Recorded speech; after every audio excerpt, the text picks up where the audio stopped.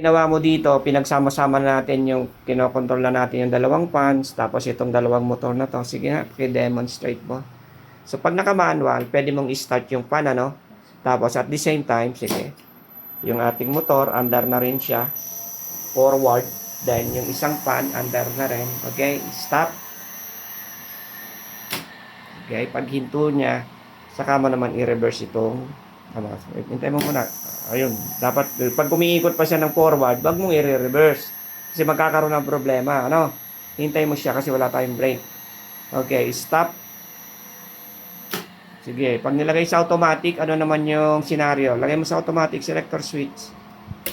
Okay, so yung ating dalawang fan, mag-alternate na every ilang seconds nilagay mo?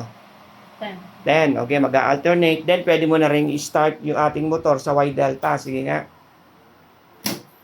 Okay, umiikot na siya sa Y. After 5 seconds, delta. Okay, that's delta. Okay, stop. Okay, pero yung motor mo, ay yung dalawang fan, alternate pa rin. Unless na ilagay mo sa manual. Sige, ilagay mo sa manual. Okay, off sa off. Okay na.